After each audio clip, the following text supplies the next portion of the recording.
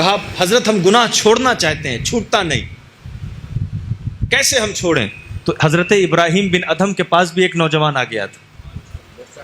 کہا حضرت کچھ نصیحت فرما دیں، گناہ چھوڑنا چاہتا ہوں، چھوڑ نہیں پاتا ہوں. کہا اچھا، پہلی نصیحت ہمیشہ یاد رکھنا، پہلی نصیحت جب گناہ کیا کرو، حضرت ابراہیم بن ادھم نے کہا تم کو گناہ کا جب ارادہ کرنا، اب اس کو نصیحت کریں کہ جب تم گناہ کرو لیکن اللہ کے رزق میں سے نہ کھانا.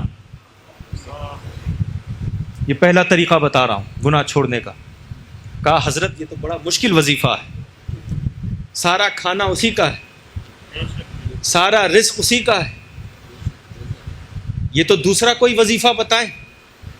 گناہ ایسے تو نہیں چھوڑ پاؤں گا، اس لیے کہ گناہ کروں گا اس کے رزق نہ کو سب کچھ اس کا ہے. کوئی دوسرا وظیفہ بتا دیں، کوئی دوسرا طریقہ بتائیں. تو حضرت ابراہیم بن ادھم نے کہا اس کی نافرمانی بھی کرنی ہے، اس کا رزق بھی کھانا ہے. چلو اگر یہ وظیفہ سمجھ میں نہ آئے تو کوئی بات نہیں، جب گناہ کرنا اس کا رزق بھی کھانا، لیکن کوئی ایسی زمین ڈھونڈنا جو اس کی ملکیت نہ ہو. گناہ کرنے کے لیے کوئی ایسی زمین ڈھونڈنا جو اس کی ملکیت نہ ہو. کہا حضرت سب کچھ اسی کی ملکیت ہے، سب کا مالک اللہ ہے، یہ تو بڑا مشکل وظیفہ ہے. کہا رزق بھی اسی کا کھانا ہے، زمین پر بھی اسی کی رہنا ہے، نافرمانی بھی اسی کی کرنی ہے. کہا حضور کچھ اور وظیفہ بتا دیں.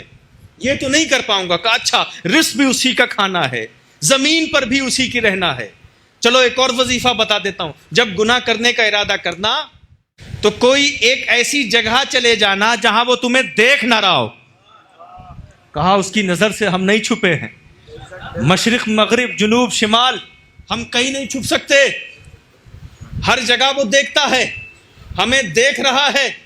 کہا رزق بھی اسی کا کھانا ہے، زمین پر بھی اسی کی رہنا ہے، اور تم یہ بھی جانتے ہو کہ ہر جگہ وہ تمہیں دیکھ رہا ہے، پھر بھی گناہ کرتے ہو. کہا حضور کچھ اور وظیفہ بتا دے. کہا ایک آسان وظیفہ بتا دوں.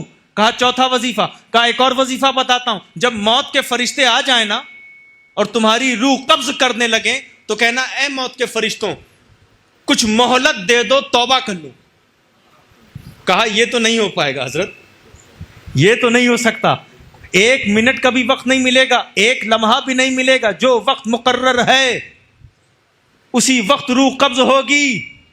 کچھ اور وظیفہ بتائیں. کہا جب قبر میں جاؤ گے، ایک اور وظیفہ بتاتا ہوں، جب قبر میں جاؤ گے اور فرشتے آئیں گے سوال کرنے تو فرشتوں کو وہاں سے ہٹا دینا. کہا یہ کیسے ممکن ہے، یہ تو میری قدرت نہیں، یہ تو میری طاقت نہیں، یہ میری صلاحیت نہیں. کچھ اور وظیفہ بتائیں. کہا جب میدان حشر میں جانا اور جب تم کو سزا سنا دی جائے جہنم کی، وہ سزا جو ہے وہ ٹال دینا. کہا یہ میری طاقت کہاں کہ میں ٹال دوں میدان حشر میں. تو حضرت ابراہیم بن ادھم نے کہا تو کتنا کمزور ہے، نہ رزق تیرا ہے، نہ زمین تیری ہے، نہ اس کی نظر سے تو چھپ سکتا ہے، نہ مہلت موت کے فرشتوں سے لے سکتا ہے، نہ قبر کے فرشتوں کو ہٹا سکتا ہے، نہ میدان حشر کی سزا کو ٹال سکتا ہے. جب تو اتنا کمزور ہے تو پھر اپنی مرضی سے کیوں جیتا ہے؟ اس کی مرضی سے جیا کر. اپنی مرضی سے کیوں جیتا ہے؟ پھر اس کی مرضی سے جیا کر. جب تو اس کی مرضی سے جیے گا تو رزق میں حلاوت بھی ملے گی. جب تو اللہ کی مرضی سے جیے گا تو نگاہوں میں فراست بھی ملے گی. جب اس کی تو مرضی سے جیے گا تو زمین پر حکومت بھی ملے گی. جب تو اس کی مرضی سے تو جیے گا تو قبر میں دیدار مصطفیٰ بھی نصیب ہوگا اور میدان حشر میں شفاعت رسول بھی ملے گی.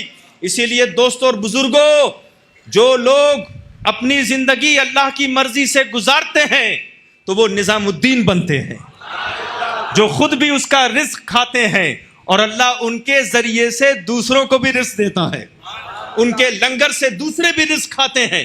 پھر جو اس کی مرضی سے اپنی زندگی گزار دیتے ہیں تو پھر وہ صلاح الدین بنتے ہیں، کہ جو خود بھی زمین پر رہتے ہیں اور جو لوگ رہتے ہیں ان لوگوں کی قیادت بھی کرتے ہیں. پھر جو اللہ کی مرضی سے زندگی گزار دیتے ہیں تو پھر وہ اجمیر کے معین الدین بنتے ہیں.